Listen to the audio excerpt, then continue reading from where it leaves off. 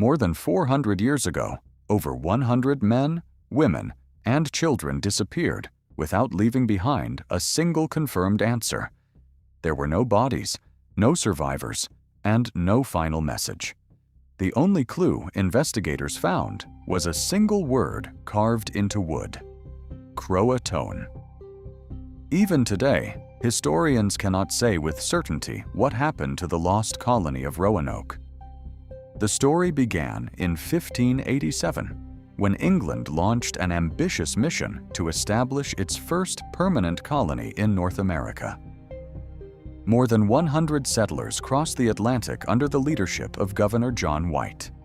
Unlike previous expeditions, this was not a military mission.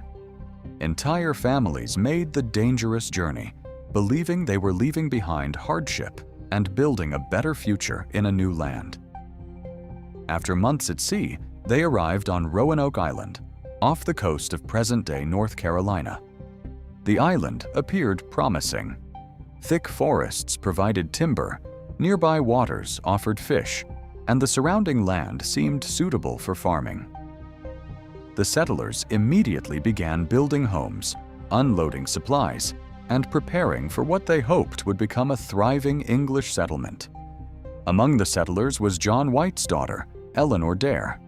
Only days after their arrival, she gave birth to a baby girl named Virginia Dare, the first English child known to have been born in North America. For many colonists, her birth became a symbol of hope. It felt as though the colony's future had finally begun. But that optimism faded quickly. Food supplies were running lower than expected.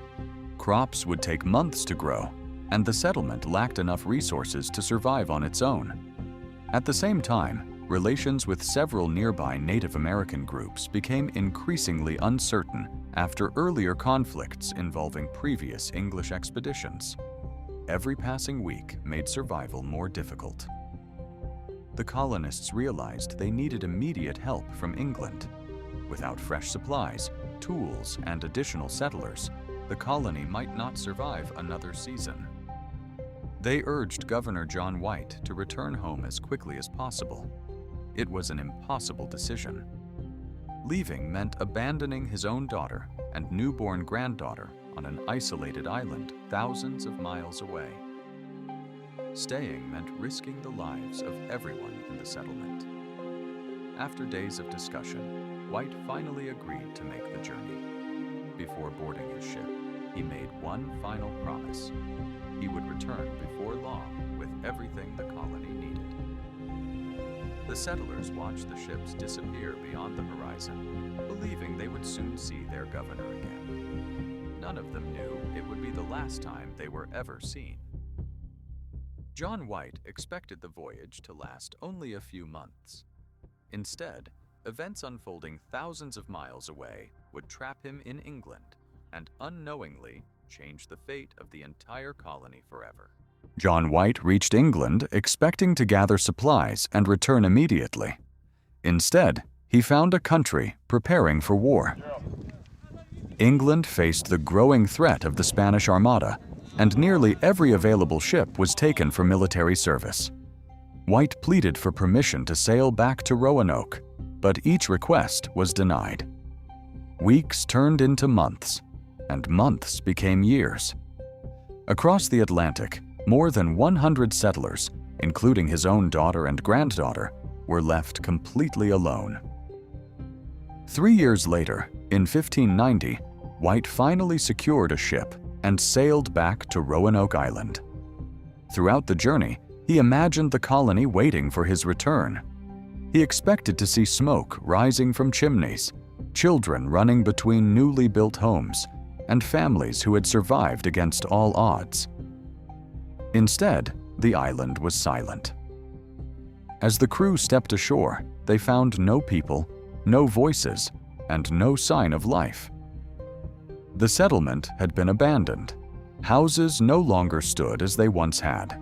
Many had been carefully dismantled rather than destroyed.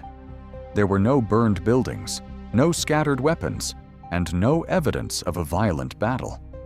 Even more disturbing, there were no bodies anywhere on the island. Then they noticed something carved into a wooden post. One word: CROATOAN. Nearby, the letters CRO had also been carved into a tree. Before leaving England, John White had agreed on a simple plan with the settlers. If they were forced to relocate, they would carve the name of their destination. If they left because of danger or an attack, they would also carve the image of a cross as a warning. But there was no cross, only the word CROATOAN. At first, White believed it was a message.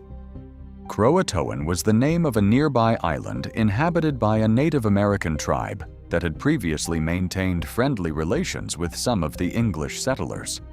It seemed possible the colony had simply moved there.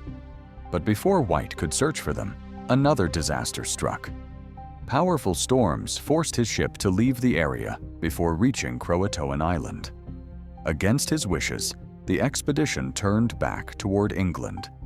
John White never saw his daughter, his granddaughter, or the other settlers again.